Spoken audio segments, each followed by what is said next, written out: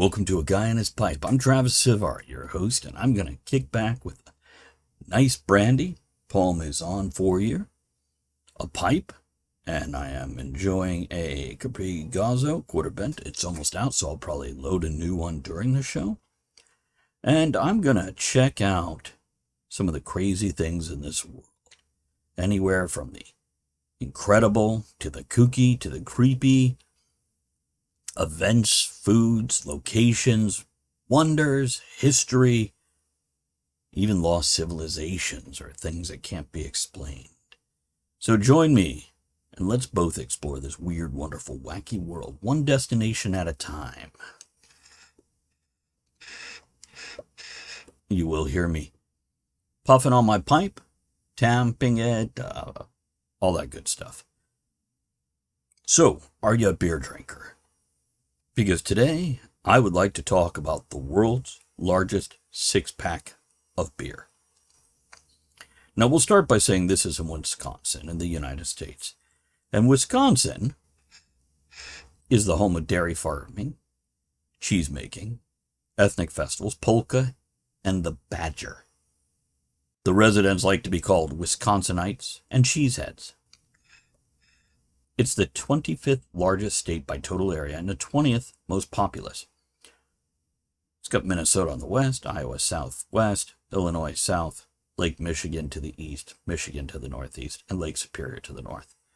And he was admitted to the Union on May 29th, 1848, as the 30th state. Had people long before then, though. First people arrived around 10,000 BCE. During the Wisconsin glaciation. Those early people called Paleo-Indians. They hunted things that are now extinct, such as the Boas mastodon. And we know this because we found the mastodon skeleton, or a mastodon skeleton, along with spear points in southwest Wisconsin. A few more facts about the state. Just little tidbits I found interesting. Their animal, state animal, is the badger. Their bird is the robin. Turdus migratius, which a lot of us think of as first sign of spring. But in Wisconsin, it actually arrives after killdeers, Canada geese, and red-winged blackbird. They have a state dairy product. Cheese. In 2017, fourth graders at Mineral Point Elementary School proposed a bill that made cheese the official state dairy product. 90% of the milk produced in the state goes on to become about 3 billion pounds of cheese. Cheese. Their flower is the wood violet, which also Illinois, New Jersey, and Rhode Island has that as their state flower. It has a state mineral, galena. And they grow in like little cubes or square crystals. They're dark gray. They're kind of cool. I have a few in my little collection.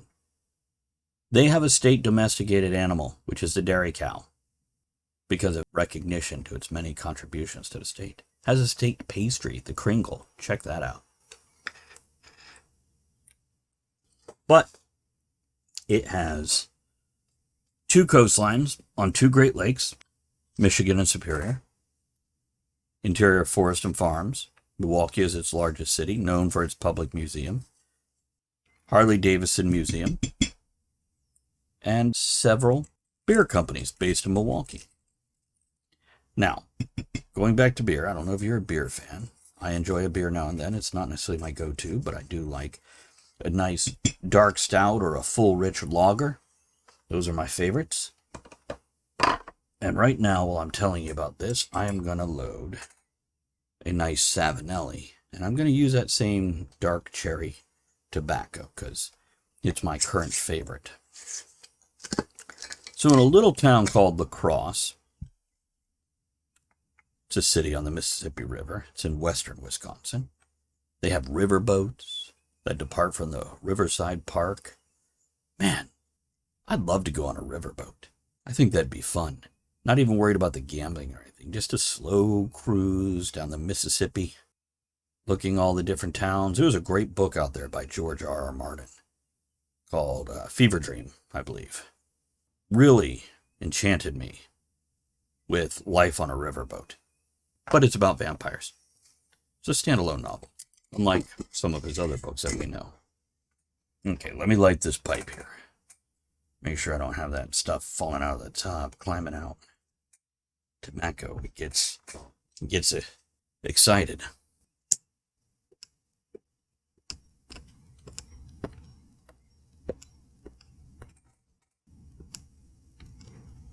Mm-hmm.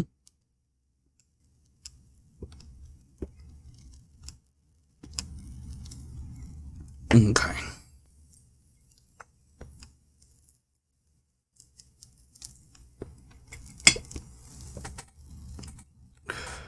For my tamper, I'm using a Martin Rongen, a friend in the Netherlands who makes beautiful stone tampers.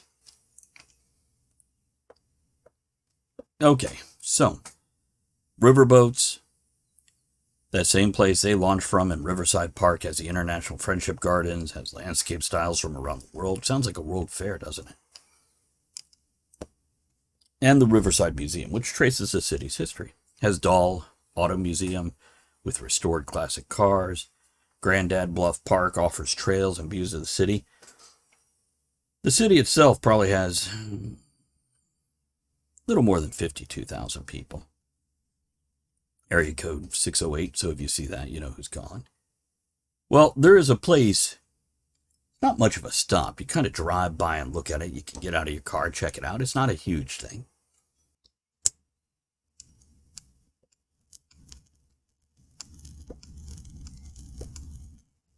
But in 1969, the G. Hillman Brewery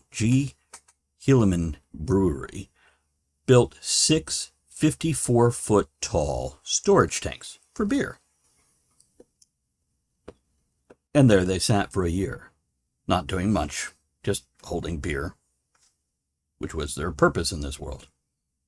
Well, a year later, somebody came up with a genius idea. And they painted those 6 towers, those 6 storage tanks, to resemble cans of Hilleman's old-style lager beer. I'm curious about that beer because I like lagers. And it was proclaimed the world's largest 6-pack. And they would sell postcards in the gift shop, part of the brewery tour, and people around the world got to see these on these postcards. Well, 30 years later, the brewery got sold. The tanks were painted white, and it wasn't really good. You could still see, like, the old beer cans underneath. They must not have used a primer. Use a primer, folks. Well, 3 years later, they finally realized we have these things. It was great for tourism. People love to stop and look at these things. So even though the brewery now makes tea, soda, energy drinks, they repainted this world's largest 6-pack with LaCrosse Lager. I'm curious about this one too. I might pick some up. If you guys know of anything, email me and let me know what you think of it. Well, the new labels were wallpapered on, not painted. So I guess maybe shrink wrap. And they may or may not be filled the day you visit. It's hard to say. But a couple facts about these.